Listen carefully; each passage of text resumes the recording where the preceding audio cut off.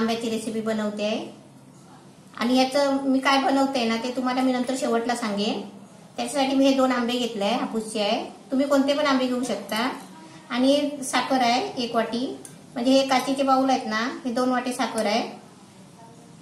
त्यासाठी हे पाणी घेतलंय।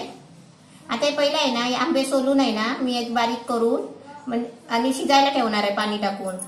आता मी ते तुम्हाला सोलून आहे ना कापून दाखवते। आंब्याची साल काढून फोडी करून घेतले। आता त्याच्यामध्ये पाणी ओतते, शिजायला ठेवते।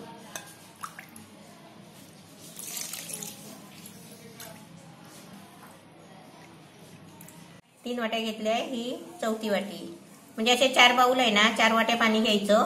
आणि आता झाकण ठेवून आहे ना 10-15 मिनिटं हे फोडं शिजेपर्यंत गॅसवर ठेवायचं। मीडियम गॅस करून नाही ठेवायचं, फास्ट गॅसवरच शिजवून काढायचं। ही आंब्याची फोडं करून 4 वाट्या पाणी टाकून हे शिजवून घेतले आहे। आता हे आहे ना मी चालणीने चालून घेते।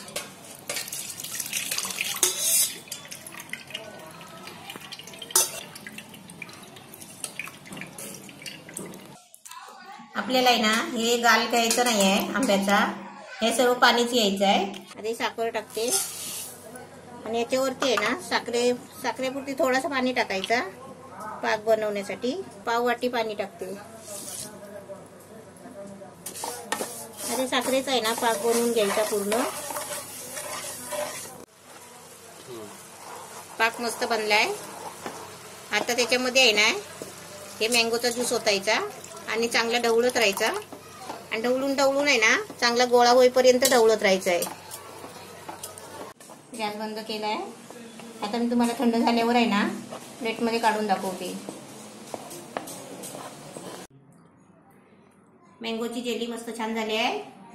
अशी तुम्ही पण बनवा मस्त आणि डब्यामध्ये भरून फ्रीजमध्ये ठेवा।